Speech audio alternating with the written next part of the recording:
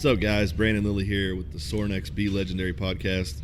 Today I'm sitting down with my friend, my boss, and a mentor, really, Bert Sorin. So I think the first thing we need to talk about is how unlikely it is that we are both in the same room at the same time. Of all the people that I look up to, you know, you got your Matt Vincents, your Derek Woodskis, you, Rudy Reyes, Laura Zara, all these people that, like myself, are on the go. So anytime I get a chance to sit with any one of you guys, it's a privilege. But man, you've been on the go pretty much nonstop. How's things been? Yeah, they're doing good, man. I appreciate you having me here at Sorin X HQ. You're welcome, man. It's I made this happen. I made the right calls, shook the right hands, kissed the right babies. You have a way of doing that, man. I know. So where have you been? Okay, yeah, it's been the summer was pretty busy as far as we had TSAC. That was a Tactical Strength Conditioning Conference, going into CSCCA, which is one of our bigger conferences for the college strength coaches. 2 weeks later, Summer Strong 11, which we all know was that's kind of our Super Bowl of the year. That's our chance to give back to our community in the most direct way. That was May. Then it was just conferences and hammering away at making sure people got all their gear, because we were really busy this summer. So it was a lot of that. I was male modeling. How's that going for you? I was going great. Some of my catalogs you might see are coming out recently. Yeah, so we got to go to Moab. I forgot that was early May. Beyond Clothing, who I work with, awesome people. They always take us to the coolest places on earth and I've never been to Moab, so we went out there, did a photo shoot for a couple days in the mountains. So anytime that, as a guy that loves the wilderness, get to go out to the mountains and end up with a couple cool pictures, and great experience. So that's the key. Those guys are really good people. I mean, I was just out there with Charlie, at Salt Lake, and he had me over to the house. Just, he and I kicked it off a little bit at SHOT Show, and exchanged a few messages. But man, it was really nice for him to invite me over. His wife had cooked a big meal, and folks, man. He had some good people over there too, some guys that he served with and things. Yeah. So it's neat, the network that we find ourselves in. We cross paths a lot, but it's all these concentric circles. Yeah, and it boils down to passion and just interest. Like those cats, like say guys at Beyond, like Rick Elder that runs that. You sit down and talk. He blows my mind when you start talking about fabrics and microclimates and how clothing works. I'm like, oh wow, you know this as well as we know equipment. Right. Which I find it super cool to ever learn from anyone who's really passionate and just super dialed in. So on that line is, as far as talking about companies and where you strive to be, I mean, what would be your paramount connection there? Like, who would you most desire to work with? That's a great question. I don't know if I have one company as far as desire to work with or emulate. I guess be a part of, be connected with. Sure. A lot of I have to say, a lot of the companies that I really look up to and want to work with, we are working with them. Yeah. In many ways. I mean, everyone kind of has their own little, not only little brand, but the way they do things, and whether it's the way they service the customer, or the customer's ease of getting equipment, or just cool people to be around. Right. I mean, there's a lot of people I like, just their mojo and their juice. Right. I was down with Black Rifle Coffee Company with Matt Best down at his place. We did a weight room for his house, and just a cool bunch of dudes. Right. I'm not in the coffee business. I'm not in the all their stuff. Working with them, I don't know. I just like those guys. Right. It was just cool, and you get like I enjoyed what they were doing, because we worked really hard that day. Took a workout. 10 o'clock at night, we're making steaks the size of a boogie board, sitting around the kitchen talking business till 1 in the morning. And while this is a Friday night or Saturday night, and while we're doing that, they're hammering away working on the next video that they just did. And I love the grit, and I love it's Friday night, so it's 12 and it's midnight. We're gonna have a couple drinks, and we're gonna keep working. We're gonna keep doing our thing. And that measure, you could tell that it's not for the dollars and cents. Is a passion, because that art is in there, and they got to do it. And so I jive well with those guys and a lot of other guys in the world. I think that's really important to touch on, because there's a lot of times, we were talking about it, when I'm on the road, I do not feel like I'm working, even if I'm working literally 18 to 20 hours a day, like just burning the candle at both ends. Because to me, sitting down and having a steak with a guy, building that reputation, building that connection, that is what that's something that I've learned to embrace a lot more. Yeah. I used to kind of feel maybe I didn't fit at this table or I didn't fit in this room, but regardless of if I feel like I should be there, I'm there. So I better make the most of it. You know what I mean? You want to get the invite back. Yeah, and absolutely. I've found myself at a lot of tables in a lot of rooms over the years going, okay, one of these doesn't fit in. But what I have figured out that what you can't, it's not that you can't replicate it, but regardless of your skill set and your level or financial or whatever, passion exudes and exceeds everything else. And I've had people, even when Sorin wasn't as successful, say, I was getting invited to the table because they're like, you're passionate and you love this, and we need that juice and that energy. So that's something maybe that you could pull away from that for other folks that find themselves in a similar position. You don't have to outsmart everyone at the table. You don't have to show out. You don't have to show them how great you are or what you have going. Maybe just being a really excited listener is key. Yeah. Well, Jay Ferrugia talks about that a lot. That was something that we were having one of his men's courses there. Sure. And that was something that I really had to work on for myself, because I was so usually eager to engage with people that I was overstepping their words rather than listening. And that's been a skill set that I've tried to work on and understand about myself even more. And especially in this kind of context, your dad, when we were talking with him, he will think and he will take pauses. Sure. And if I'm jumping in on that pause, I never get to hear the rest of the story. So it's been there's always something you can learn, and you never know where you're going to hear it. I mean, that would have been the last thing I expected to take away from that class with Jay. Right. But I think giving information out about how you can improve, that's one of them. Listen twice as much as you talk. Absolutely. And Jay's vibrating on a different level right now too. He's been super fun to watch. I didn't really know him until recently. We did some business 10 or 15 years ago, and from what I've seen image-wise as a person, he's changed considerably to someone I really want to work with and be around, because he has that juice that makes you excited. His business model, what he charges, what he even really does in a day, I don't know. Right. I just know he's someone that pours into my life just by his energy being around, and hopefully I could do the same for him. Well, I think, you take a guy like him or even yourself, you guys are these little nucleuses, and that's what I was talking about, these concentric circles. Everybody may not be a part of everybody else's group, right? But there's enough overlap that if you needed something from somebody that is in his circle, sure, they would pick up the weight in a second. And I think that's been something that I've been so fortunate in my life, is to be around guys like you, guys like him, because they say you're like the 5 people that you're around the most. Sure. Well, I'm not around you day to day, but I am around that echo of who you are and the experiences you've had with people. So, I think your life has impacted mine, but it's also helped shape mine. Oh, cool. Well, I know vice versa. Like the things that you've been able to overcome, change, and there's people that you've brought into my life that are within your circles that have changed my life.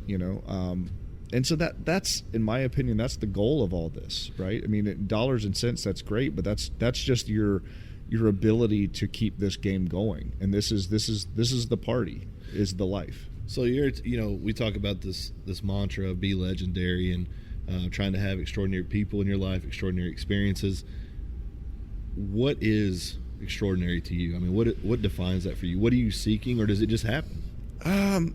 I seek it. Extraordinary is, I guess I'll kind of define it as, it's obviously, you break the word extraordinary, something that is above what is the typical, the mundane, or the predicted. So if the predicted day is to go to work for most people 9 to 5, zone out for a while, get a little bit of work done enough where you don't get fired, go take a lunch break at some weird buffet, come back, get sleepy, screw around a little bit, get enough work done where you don't get fired again and go home. I don't want anything to do with that life. Right. That sounds horrible. So, I guess I just realized we have such little time in this planet to enjoy what we're doing, but also make an impact and be relevant. And if you look at it, being relevant is what most people want most in life. And even relevancy is a form of love. People want love, sure, but what does that mean? It means you're relevant in someone's life. I think I talk about this book. All my clients get a copy. Is Sebastian Junger's Tribe. Sure. that is one of the highest levels of human need, is to feel valued and to feel connected and wanted. So I vibe with that very, very well, because, you know, being on the road a lot, Matt Vincent made a great series of posts over the last few weeks. You have to kind of tiptoe around complaining when you it's not really a complaint, it's a stress, you know, the fact of packing my bags, getting home for a day or two, on and on and on, and this wheel, it's not that I don't want to do this. I'm not complaining about that. It's like, but the stress is real. The stress is very real, and it's like I just need 2 or 3 more of me, you know, to make this happen. And I need to be able to be there for this meeting. I need to be there for this family event. You know, it's like I need to be more, and I can't. And that's where I think the stress comes. That's where I think that emotion that Matt was talking about. Like, yeah, and Matt's done a fantastic job. I mean, he's grown a business out of, you know, with a growth curve about like this. You know, in less than 10 years, he's done some amazing things and connected with some amazing people and pushed his vision of Hate Brand out. You know, I feel very fortunate to have one of the first Hate Brand shirts, probably from 2008. I think it was me, him, his brother, Gary Franks. There were 6 or 7 shirts, and I had one of them. Yeah. You know, and it was just an idea of, you know, hate the negative stuff in your life. If you're out of shape, if you're fat, if you're tired, if you whatever, hate it enough to do something about it. So I love his mantra, and it's a different way to look at hating something. But watching him as he's risen through the ranks and become very successful is very inspirational, because I get it. In some ways, I just go, gosh, how's he done it so well, so fast? And so I look at that, and many times I think I'm standing still. But then we've seen some transparency side of it recently, where you go, yeah, that the fights take some out of you, you know, and the races, you're gonna lose some paint, you're gonna have to rebuild some stuff, and I think he's, you know, from what I understand, going through a little bit of that now, and it's not unlike what I was going through in July. You know, you come off of a 6-month season where you're doing all this cool stuff. You know, I got some great covers on catalogs and magazines and Summer Strongs and all this other stuff that's all rah-rah, but at the end of the season, per se, pretty empty. Yeah. You know? Coming home, it's rough.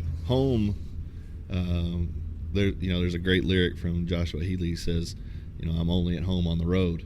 And there's a lot of, because on the road, I just have to be accountable for myself. Sure. You know, it's actually less stress. That regard is much less stress, because if I want to go, you know, have a meal at 3:00 in the morning, I can do that. If I want to sleep in, I can do that. But I don't have to answer to anyone. Do you feel a lot of stress reintegrating? You know, coming back home. It's probably the most difficult thing for me. Yeah. I talked about a couple times about being present, and that's something I struggle with, because when you have so many, whether it's employees, whether you have so many projects, jobs, different people, and you know, as your network grows, that's a positive and a negative thing, because now there's more mouths to feed, per se. Right. There's more people in the network, but there's more people to socially interact with and make sure that they're doing well, and you're also showing value to them, so you get to stay in that tribe. So that's a hard thing for me, and I've had, you know, just being transparent, there was, again, it was late June, July, somewhere in there, and I know you and I talked a couple times, and you were very helpful for me then. I came to you as a friend. I know Derek and a couple of my other buddies helped me through that, and it wasn't, you know, I don't want to sit here and complain and say, like you said, my life is so hard. Well, it's great, but there's certainly hard things. Sure. And you know, I was finding myself staying at work extra time because I thought I needed to get more things done, because I did need to get a lot of things done, and actually having, I wouldn't say panic attacks, but certainly anxiety.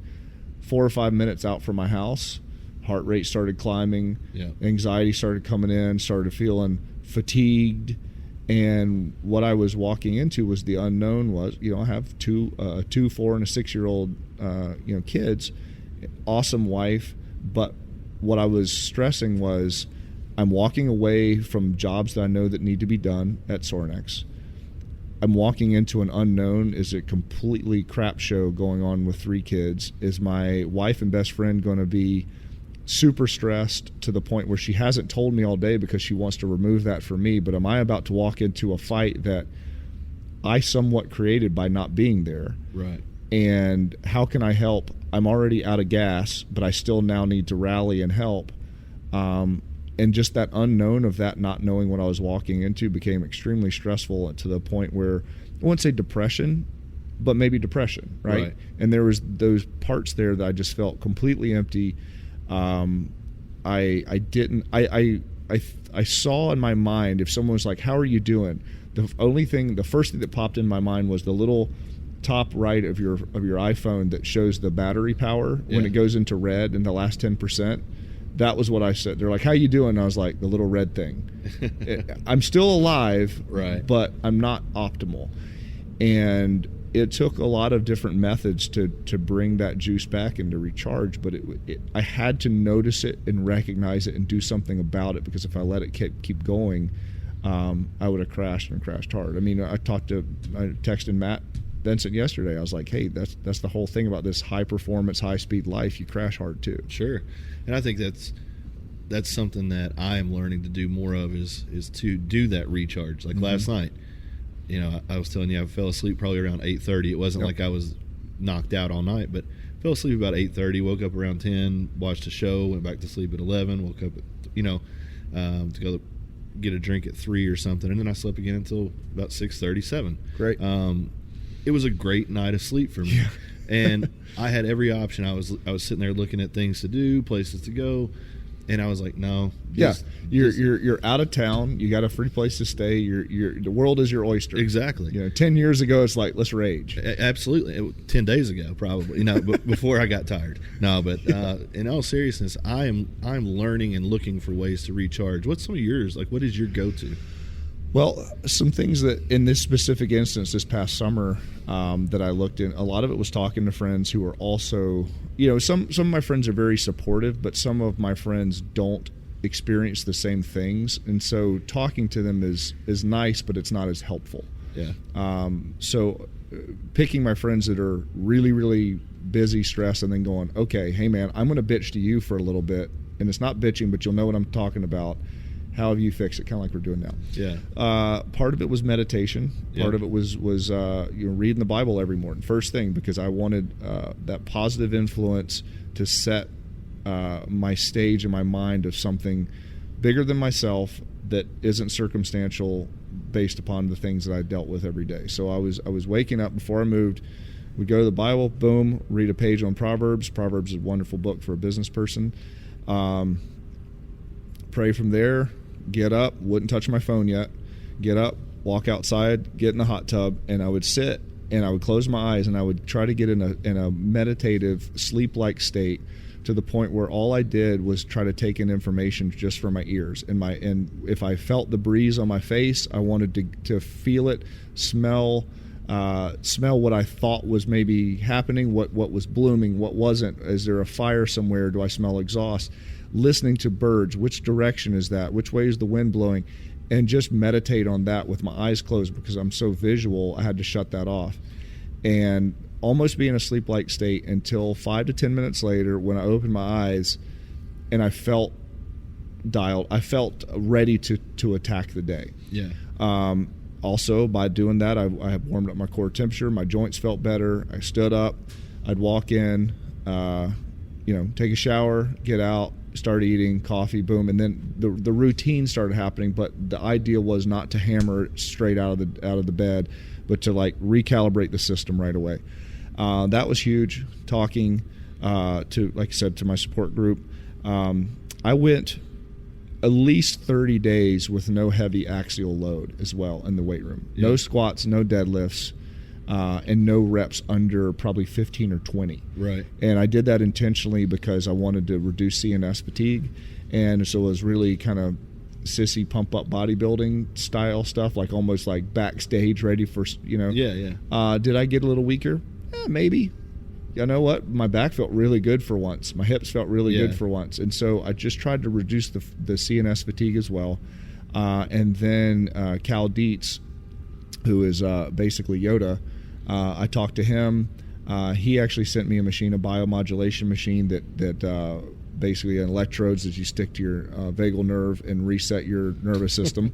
That was cool. Sounds pretty low tech. Yeah, low tech. Overnight he's like, "Don't worry, I got you." 5 days later, he's like, "I bet you feel better." I'm like, "Yeah, I do." He's like, "Yeah, of course, we just reset you back into parasympathetic." I'm like, "Of course. Where do I need to send this thing?" So that was cool. And then he gave me his secret formula for herbs to reset the nervous system as well. Sweet. So I attacked it. The bottom line is those are all evidence of attacking it in many different ways.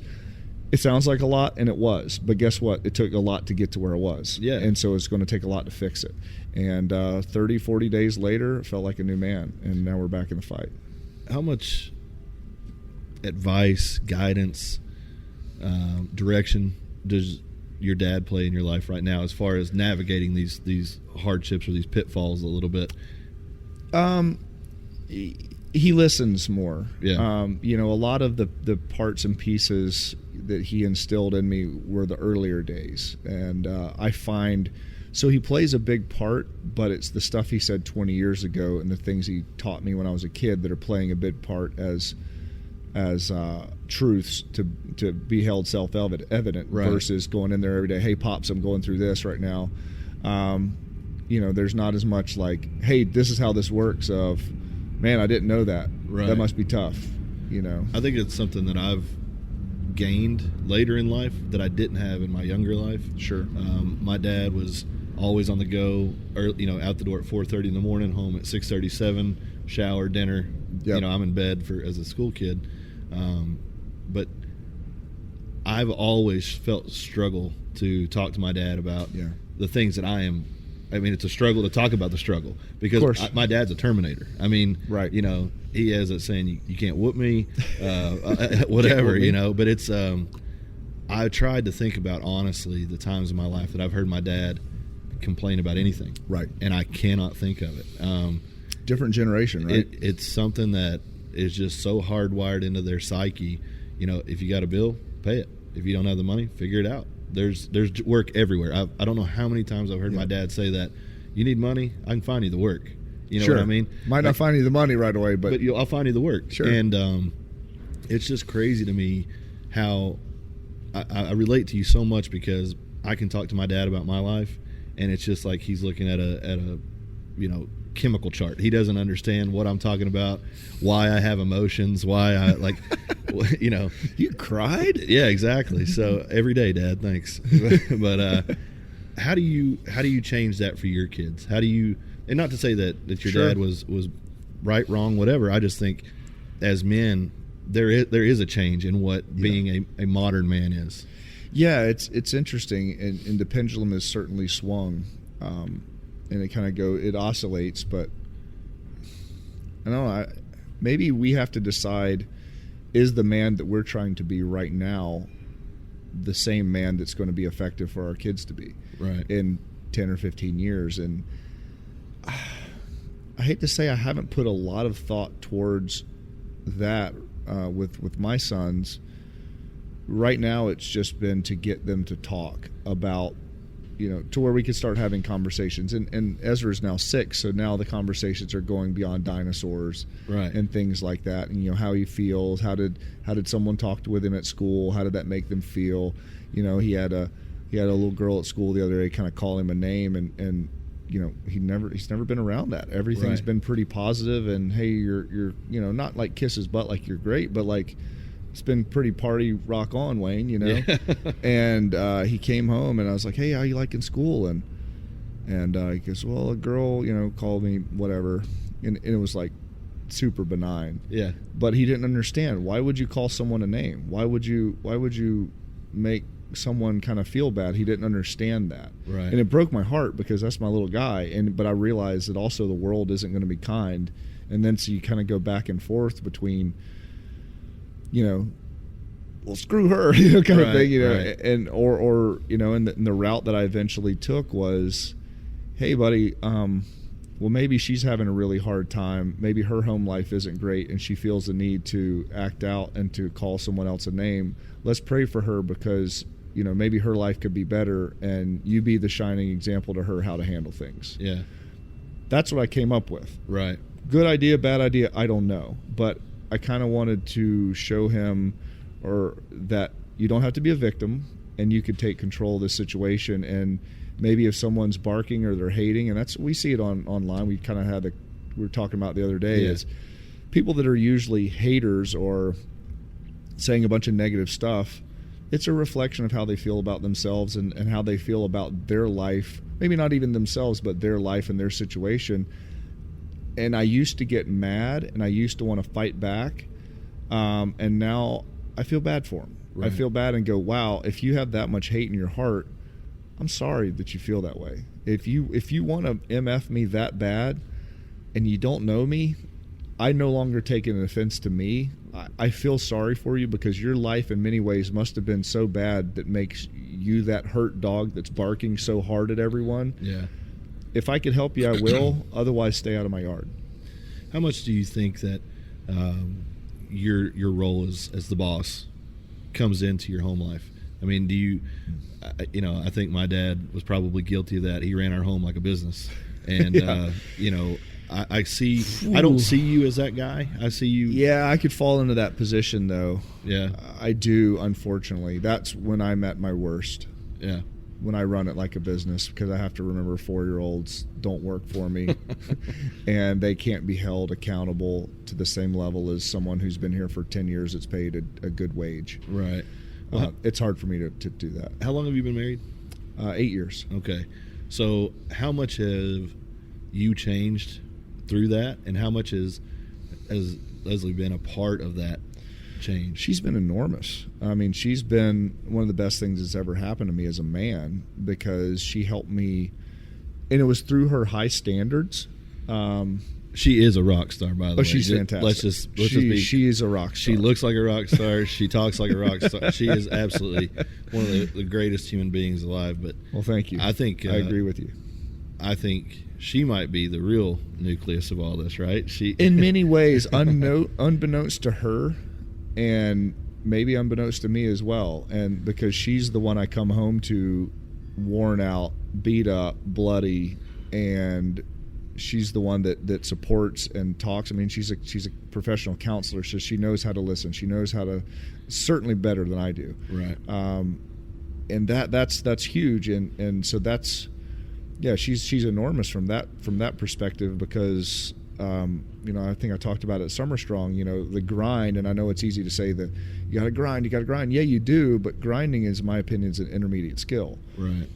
If you're always grinding, you never have a chance to step back, to plan, to repair, and you're going to be set at a certain level, whether that be within your own potential, or your own company, or your own situation. So you don't see the king grinding all the time. You don't see the judge grinding. They retire to their chambers to think about things. And when you could retire to your chambers, and there's a good woman there to retire back there with you, and to go over and lay out the mess of life on a table and start making categories and start solving things. I mean, that's one of the keys to it. I mean, you can't always just be a gunslinger and shoot. You have to reload. I think that's really important for a lot of young coaches that might hear this, people in the strength business, is understanding that you are you, and you will have to be the face. You'll have to carry your load. But I talked about this on a video the other day, the people that reach out to you and connect with you and just kind of like encourage you. Sure. Because we're not meant to do this alone. We're not meant to have this individual life. But I think that there's a part of me that wants to satisfy that individualism. Oh, yeah, because that's super fun. Exactly. But I always enjoy the come home. Being around my family, being around my friends. It's a special thing. And I think for me, reconciling those two sides it's a balance. I mean, and it's one of the more difficult things. Yeah, it's almost like an oscillating balance. It's like out of balance, in balance. Hey, okay, we're out of balance again. Yep. Hey, this is really cool. Okay, you have to realize that's what it is. And I don't feel like I've ever been more really balanced more than a day or two at a time, and then it's a course correction. And I don't know why this popped into my head, but this was just speaking about your wife and thinking about your kids. If there was a defining photograph, and not one that's actually existed, but it could be something like if the universe could have snapped a shot of you at your absolute best, what is that moment? Oh, man. Like your personal best. Oh. I mean, you've been an All-American thrower. Yeah. You've been on some amazing hunts. You've been, parts of all over the world. Yeah, I mean, what is your Everest? What is that? Oh, that is man. that moment. That's probably one of the most difficult questions anyone's ever asked me. Well, I can tell. I'll tell you mine. Yeah, and I'll see if it man. sparks anything. Let's go, because boy, you got me on that. Well, one. I won't tell you mine, but I Okay. will tell you the perception of what mine Okay. might be. As an athlete, when I went down to Capo, Yeah. hit the biggest raw total in my life. I totaled 22:37, and I ended up having the biggest total of the day. They raised your hand up.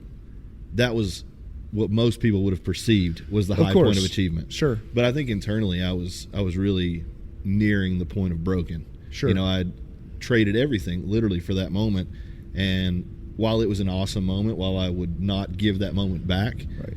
I traded a lot to be there. Oh, the cost was enormous. Yeah, so I don't know if I would want that one to be the one.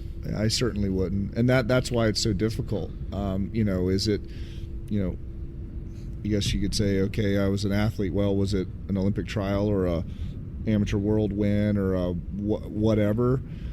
Again, I would be pretty detested if that was what was the picture on my tombstone, right? Because that's really far from who I am these days. That was a part. Yeah. I've been a lifelong hunter. A couple years ago I killed an absolute stud of a deer. That's I'm a deer hunter. That's my thing, and I killed a deer of 10 lifetimes with a bow. That is the highlight of my hunting career, but that's not the highlight of Bert Sorin. We've had some awesome designs I believe have changed the world, but I don't think the base camp rack or the landmine is going to be on my tombstone either. So I guess I would say, if I was to hope there would be something, I would hope it's the look in my eyes that realizes there's more coming. That's funny that you say that, and I'll tell you why. Because I can clearly remember a point in my life where there was a change, where it was, I almost get that little smirk on your face, because it's like, life's going to be all right. Yes. It was that moment, and I can tell you exactly where I was. I mean, it was after a phone call, and I'd just gotten some really good news. I was over in Lexington at a Shell station, and I was pumping gas, and I just sat there, and I was like, I'll be damned.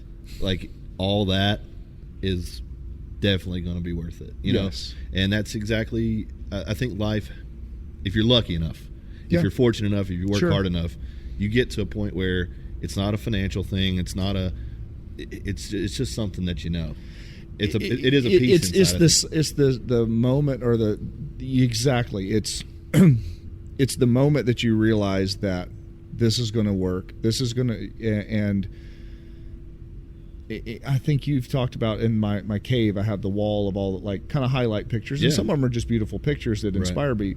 But since you and I have talked, and we did that podcast there, or the video, the two panels that are mirrors, that's become my favorite panel on the wall. Not because I care, I look cool, but I get to look at myself. And I remember writing one day in my phone, I looked in the mirror one morning, brushing my teeth or whatever, and I realized that I don't look at my face very often, right? Because I saw wrinkles, and I saw crow's feet, and I saw things like that I hadn't noticed before.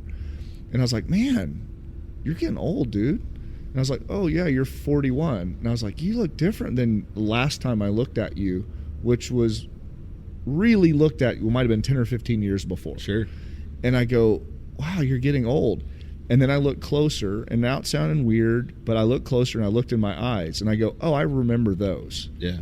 And then I was like, oh, right. And I thought about it, and I said, okay, as long as I still have that look in my eye, when I look into my own eyes, I'll never grow old, because that is what the essence of what I always want to be associated with. And I remember that I'm looking forward to what the next adventure, what the next break is, what the next relationship that I could pour into or I could enjoy. And to take a line from Laura Zera, I think it's one of the most beautiful lines. If I died tomorrow, I'd be okay with it, but if I live to 150, it won't be long enough. Right. And I can't agree more. I love life so much. what a fear is that I don't get to do enough of it. Yeah. And so I guess it's a good situation to be in. So speaking of the man in the mirror, and I think that you live long enough, you mess up enough, you really do have to have that reconciliation. You have to look at yourself and ask those hard questions. I think everybody that I've talked to that's been around Sorin X lately is really doing that, asking more of themselves. Well, you've been a big part of that movement. I appreciate that, man. The world definitely needed me to change. It was going to be a bad day for everybody, I'm sure. But, force of nature. Exactly. But what do you see as your strong points? What makes Bert Sorin good? Oh man, I hate talking about myself. This is a podcast. That's what it's designed for, bro. Sorry. I think if I have a superpower, it's seeing and expecting the best out of people. It's in many cases it's a detriment because it makes me a little gullible, and I've been burned. Because if someone tells me something, I generally believe it, and I believe that their potential in many cases are beyond what they believe, and I want the most and believe the most for them. And sometimes I'm let down, but then I have to remember they're not letting me down because I'm maybe put some crazy expectation on them. They're letting themselves down. Right. So I have to remove myself in a selfish way from that. I believe I could see the best in people. You know, that's exactly the same answer your dad said. Really? Absolutely.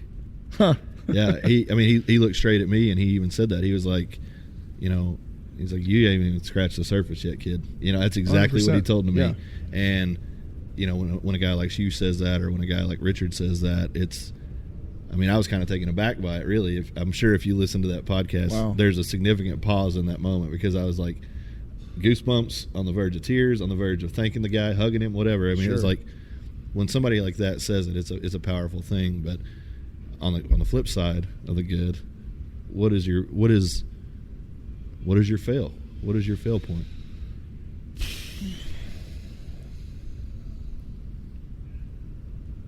What do you wake up to improve?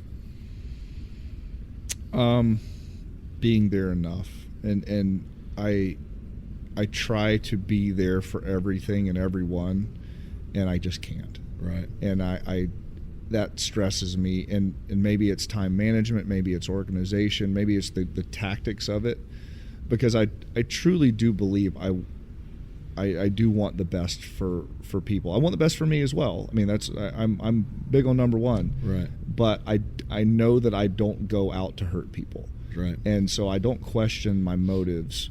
I question my ability to be there. And sometimes I feel like I let people down. So in not being there enough, as a business owner, as a guy that has to be here, there, and everywhere, do you ever think you'll find that balance? Do you ever think you'll find that peace? No. Or is it always going to be just an eternal juggling act? It's going to be an eternal juggling act, and hopefully I could shift some of that in different ways. And you do that as a business owner in some ways by employees and getting great people on the team. And I have some great managers right now and some great different departments that are developing, that are doing an awesome job, that are removing my fingerprints as much from, or at least my work from that, because I've realized I have 24 hours, right? Right. And so when we have an awesome staff that maybe, and then our communication gets to the level, say like if I'm working with Johnny on a design, we could go on a whiteboard for 20 or 30 minutes and come up with something amazing because we're speaking the same language, because we've developed Johnny with his amazing potential. We've developed him into thinking Sorin X. Right. And so if I could help these managers below us think Sorin X, then that's the only way I could see to replicate me or my dad or some of the upper people that really, really carry that essence of Sorin X initially. How do we push that out? And I hate to say it, then it creates more open space for me personally, where I get to be there for my kids. I get to be there for my friends. I get to go on a hunt in Alaska that's a dream hunt, and you get to say yes when a friend asks you, can you go? I'm trying to set up these systems that allow me to live the life and the adventures that I so covet, but you got to get your work done first. Absolutely. So speaking of Johnny, speaking of the guys in the back and the design team and the people who actually build these things, how proud are you? I mean, and I don't want to turn this into, we're just patting the back of Sorin over and over and over, but it needs to be said. These guys, I got to spend some time with Johnny yesterday, just watching his mind work when we were talking about the J squat and so fun different things. How much pride do you have in what this shop has become? I mean, we've got some pretty awesome heavy hitters back there, right? We have some heavy hitters, and probably the thing I'm most proud about is very few of them were purchased heavy hitters. Right. In the whole group of Sorin. You have Kevin Camphouse, who he started here for $8 an hour as the forklift. Right. We didn't have a forklift. Kevin's job was to stand outside and hand load things off of a truck. He would stand out there with his shirt off, wearing cargo shorts, hand load things off a truck. And now he's, top brass at Sorin, knows how to do just about everything, and people industry-wide come to him. He came up from nothing in this. Right. Johnny, same thing. Guy is an absolute genius, and he had the potential there, but he was an unknown guy, started from nothing, $9 an hour sitting on a bucket. Yeah. And we have people like that through our company, and I guess that's what I'm most proud about, because we didn't hire these big guns that were at another company and we go, okay, well, come over from this company, we're going to take their ideas and what they taught you and turn it into something.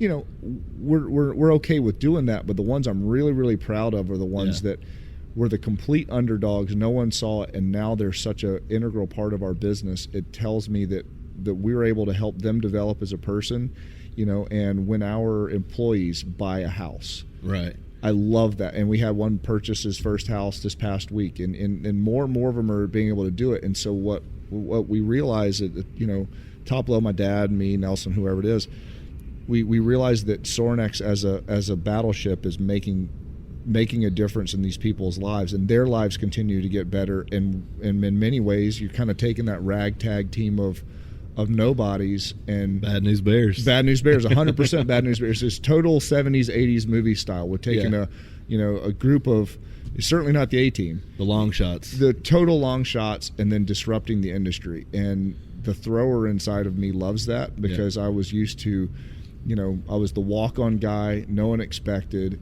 and in an event that no one liked, and a hammer throw, and then you go and you be disruptive and create some awesome things. I mean, the chip on my shoulder, the immature chip on my shoulder still really likes that. Oh, yeah, of course. Yeah. So speaking from a perspective of, the strength and conditioning world and being able to be immersed in it, but also be able to step back out of it. We're peripheral to the coaches and the clinics and all this kind of stuff. What, if you could wave your magic wand of correction, what would you fix about this industry? What do you dislike most about the strength and conditioning world right now? Ego. Yeah. Ego and the closed-mindedness. I like it that people are patriotic to their dogma, but not at the expense of listening and being open and being quick to judge. You're almost always going to have that in the strength world, because it is an ego-driven thing. I mean, there's no real reason that you'd want to put 600 pounds on your back for most practical purposes, right? Unless it's to be stronger than the guy standing beside you. Mm-hmm. So I get that, and I love that. I love the fight. I love the competitiveness. I just wish people would, wide backs and open minds. I would like to see that a little bit more than the bickering and the closed-mindedness. That kind of drives me a little crazy. What kind of advice would you give to a young coach, maybe even an intern at this point? What would you encourage them to do? Who would you encourage them to seek out? And what pitfalls would you avoid? That's pretty easy. I would say listen to whoever your mentor is that you work for. Go all in as far as do your job, learn the culture there, but don't let that be your only source of influence. Mm-hmm. Read as much as you can, but I love the reading gives you that book knowledge, that technical knowledge. But I believe someone with a high EQ and emotional quotient that's able to communicate with people is a much more dangerous person in the industry, in any industry, than someone who just knows a lot. So I've always said burn the gas. And you look at Matt Vincent, and that's been one of his secrets. That's been a Brandon Lilly secret. That's been a Bert Sorin secret. You get in the truck and you drive, and you go to a place and you sit down and you have a conversation like this, and we might only talk about your squat technique, your deadlift technique for 10 minutes, but we're together for 2 days. Right. And you learn the cadence and the how a person works. And you don't just find any bum off the street. You go and find the best, and you make friends with them. And how do you make friends? Well, read Carnegie's book on winning friends and influencing people if you're not good at it. And get into the mix and learn what makes those giants in the industry tick. And then a lot of times you'll find these little pieces of evidence that'll help form how you want to run your deal. But if nothing else, it always proved to me kind of that line from The Edge, I believe it was The Edge, what one man can do, another can do, what Anthony Hopkins said after going after the bear. It reminds me that they're human. And let's say if you're Coach Mack used to say it about the throws in the Olympics. And he said, listen, the world record is some guy's PR. Right. And it's not magic. It's not to be held. Yeah, great.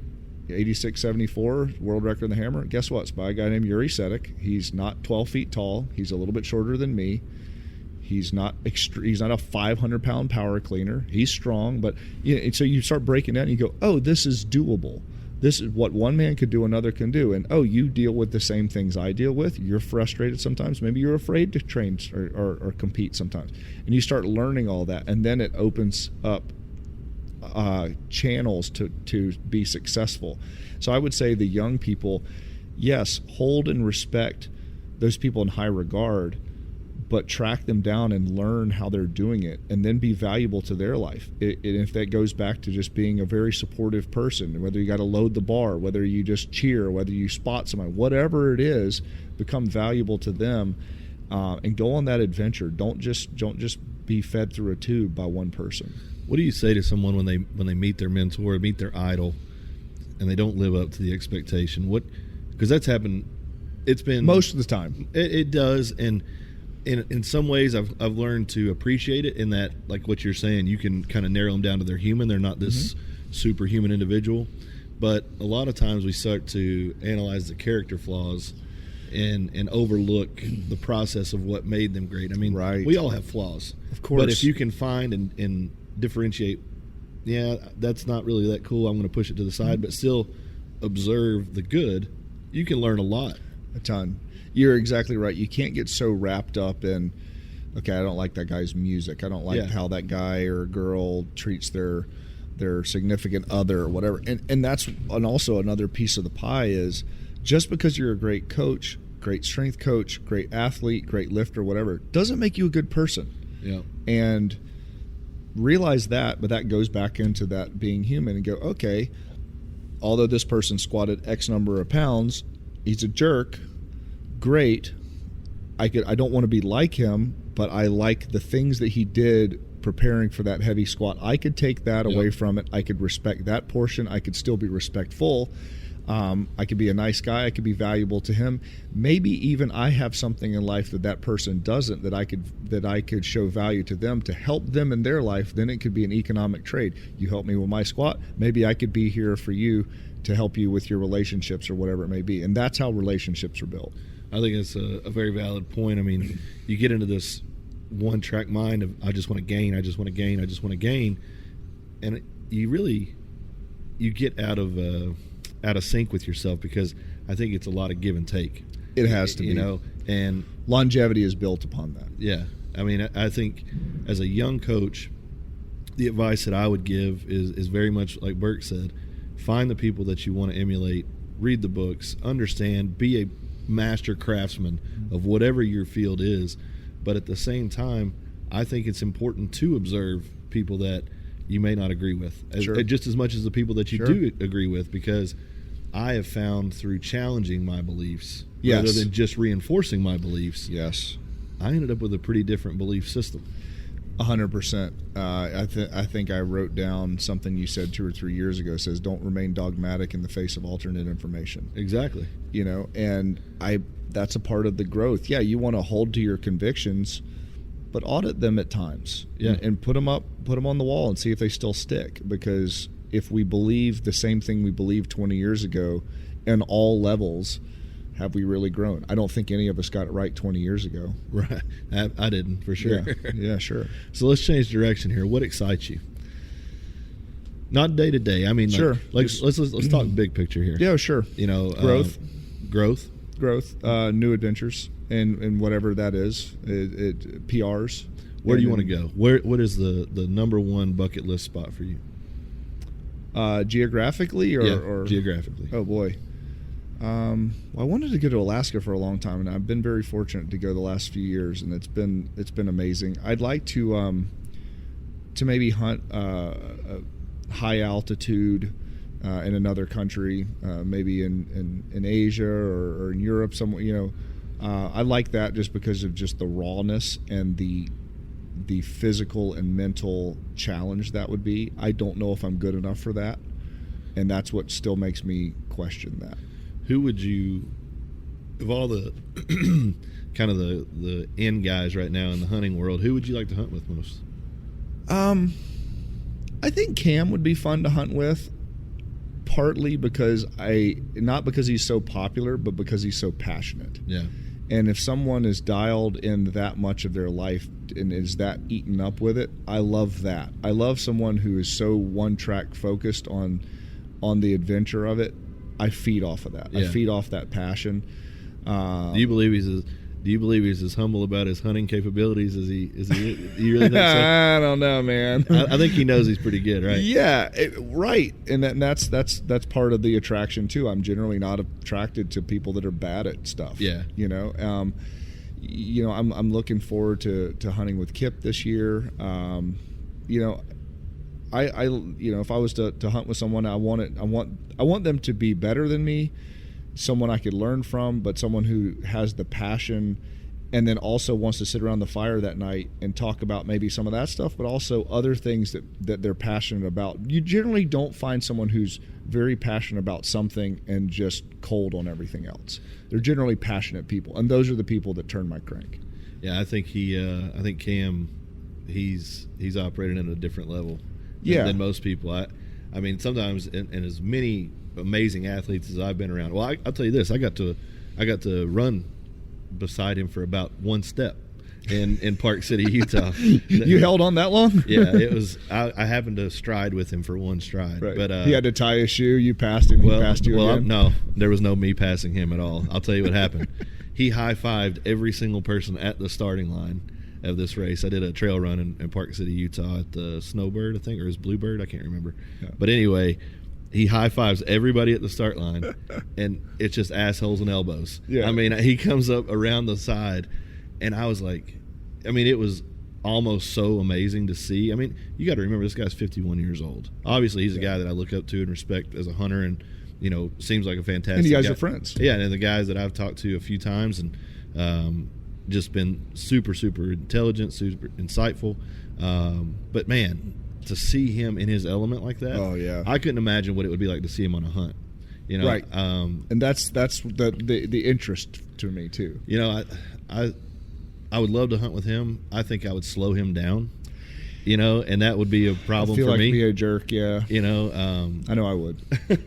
Well, then if you would, I for sure would. But another guy that I haven't done a marathon in an airport though. Well, you got to remember, listen, lots of walking, lots of just one foot over the other. Because you did walk a marathon with a pack in an airport. One day. That was dumb. But it was a protest. It was a protest marathon of American Airlines. So a not so silent walking no, protest. It was not. You were marching. I was tweeting for your rights. Yeah, if you look at it back that day, I was tweeting nonstop. The more I walked, the madder I got, because it was like cancellation, delay, cancel. Yeah. It was one of those deals. But you smell like a turtle tank when you I did smell exactly like a turtle tank. And but you know what, when I got home and I thought about it, and I was like, I kind of like you with the man in the mirror having that fire in your eyes. if I get pissed off about something, like not in a like I want to, I'm mad kind of way, but just annoyed or frustrated, or if I put my mind to something, I was like, I'm literally going to walk until I get on a plane. Yeah. And it was like, don't let me taste my own blood too long. Exactly. So I get to like 15 miles or something, and I was like, it'd be cool to get 20. And then Bert, I literally posted that I'd walk 20 miles in a freaking airport, 20 miles in an airport with a pack on. And Bert says, it'd be cool if you did a marathon. So I ended up getting up and walking around. You did that just because you were mad at me at that point. I was mad at Bert at that point. So, but I think that for me as an athlete, as a man, I very much operate in that chip on the shoulder kind of world. Yeah. I've done my best work at that point. Yeah, I don't like to admit it because it's somewhat immature, but I kind of need to taste my own blood to really want to stand up and fight. But is it immature in reality, or is it immature because that's what society says?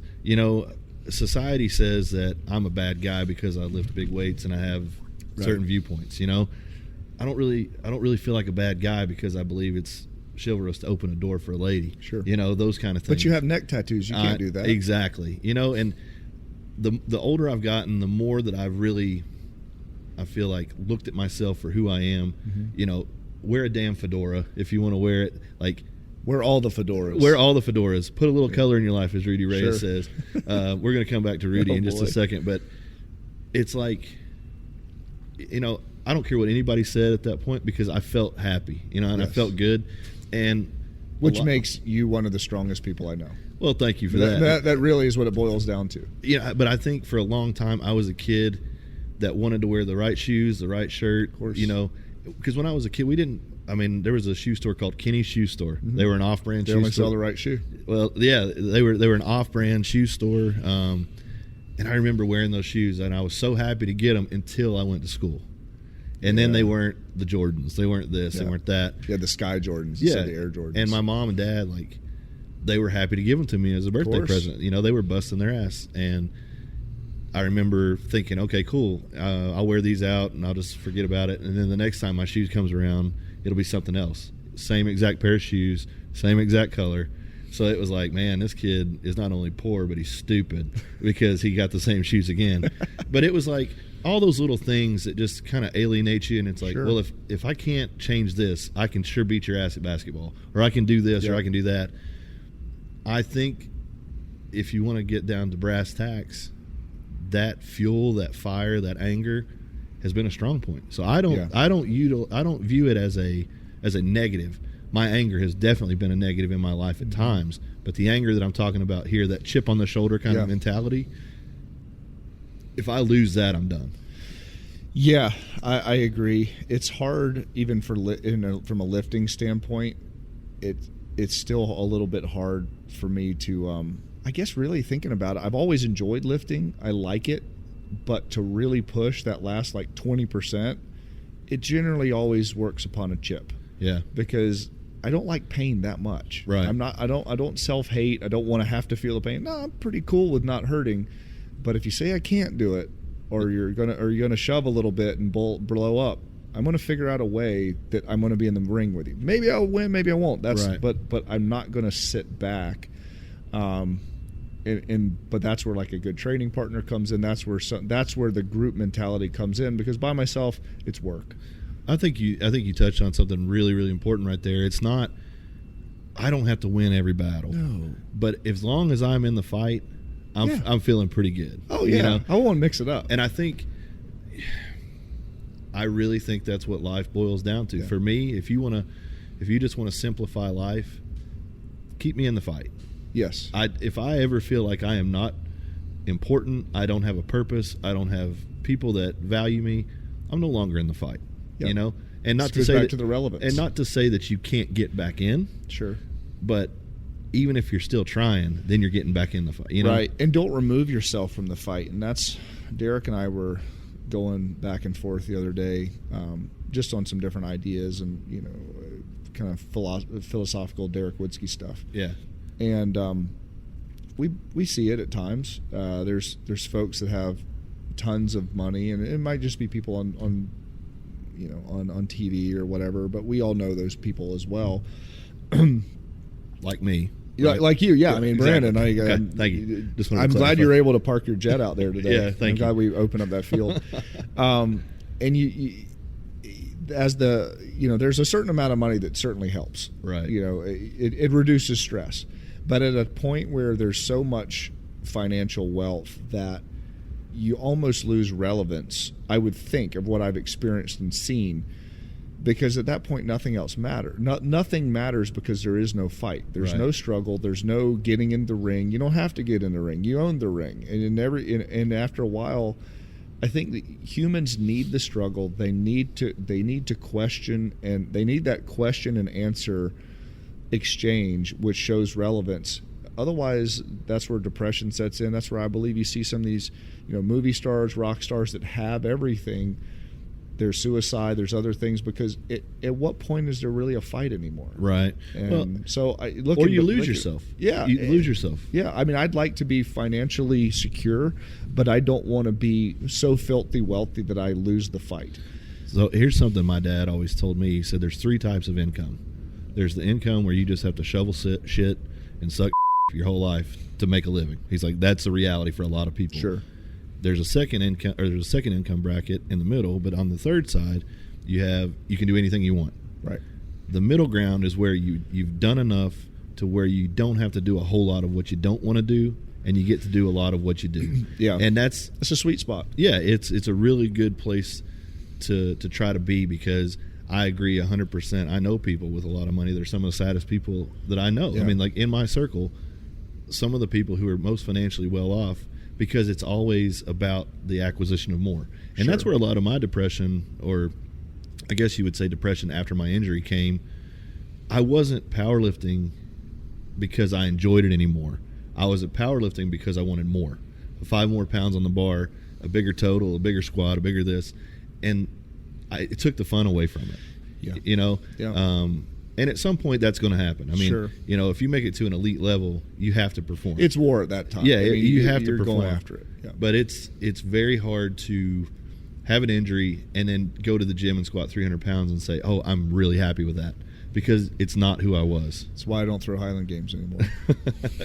So I wanted to be the best in the world, and when that was not I'm not mature enough to just go out and enjoy throwing. I did it for too long. I know what it's like to kind of throw far, yeah, and spin around. I don't need that experience anymore. If I'm going to do it, I knew what I wanted out of it, and Yeah. I no longer can pay that price. I think that's a responsible point to get to, because we all know guys that there are people that I look up to and respect that are 50, 55, 60 years old. Ellen Stein, I think she's in her early 60s, still setting open world records. She's just a stud. So it's like, I get it. And if you can do it and you can have if you can have balance and feel like your life is fulfilled, sure. And I would say that Ellen has a great life. Yeah. I did not have a great life at that level. Right. I was breaking myself apart. I was just an emotional roller coaster, highs and lows. The cost was super high. Yeah, It was an unsustainable overhead.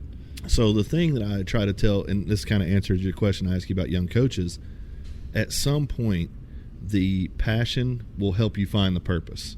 Yes. My passion was powerlifting, and eventually it kind of helped me get onto the road that I am now. And that's why I would never take it back. I would never take my injury back. Sure, it sucked, but I would never take it back because of the life I have now. You asked me 5 minutes before I fall, hey, you're going to fall in 5 minutes if you take this squat. I would walk away. Of course. But hindsight is 20/20, and knowing what I know now. And you made the best of it. Yeah, and I think damn it, man, life is about making the best of it, right? That's what it is. I mean, you've had as bad a situation as you could just about have from a lifting injury. Yeah, and I see these young coaches, and I know some guys that are really good coaches, and they just get heartbroken by the industry, know. And for me, you have to be the one to answer the question. But I would always tell you, when you're ready to quit, go a little bit further, because so many times I've had that breakthrough, and I'm at my wit's end. I don't know where money's coming from. I don't know how I'm going to put food on the table. But you get ahead. You get that little breath of life, and it goes on and on and on. And when you're pouring into the system, going back to the tribe or the group, and when you pour into the system more than you take out, those days that you're out of money, you're out of everything, out of options, someone always seems to step up with a purchase order or a helping hand or something. If you're doing the right things and pouring into the industry, you're never alone. Absolutely. And if you're out there for yourself to beat the world and to take all the spoils, the day that you're low, everyone's going to crap on you and they're going to walk away. Speaking of walking away, is Rudy Reyes real? Well, I think we talked about this before. He very well might be just a figment of all of our imagination, a manifestation of our imagination that is who we believe either we want to be or a being that needs to be on this earth. I know I've talked with him, but I really don't know if there was a him. I mean, I think about Rudy, and I think you touched on it perfectly. The Tyler Durden effect. Sure. That is really amazing reference, by the way.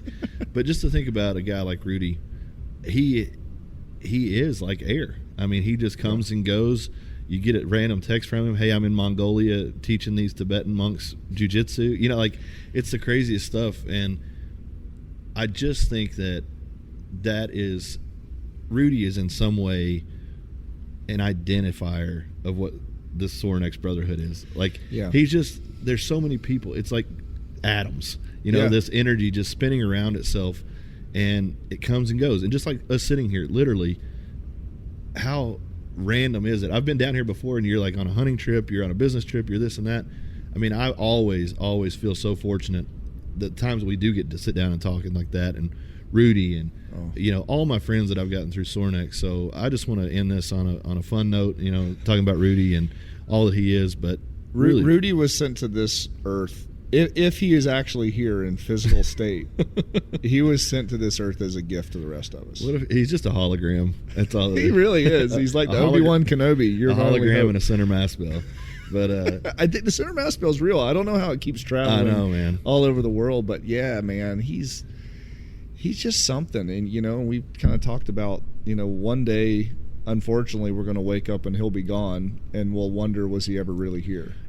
And I think somebody hears that and they're like, man, they're talking about Rudy being gone. But no. Like we talked about Laura Zara just a second ago. I got a message from her one day, and it was on the mountain, and she was out there shed hunting, and she'd had an encounter. I don't want to misquote, but it was either a bear or a mountain lion. Yeah, can't remember.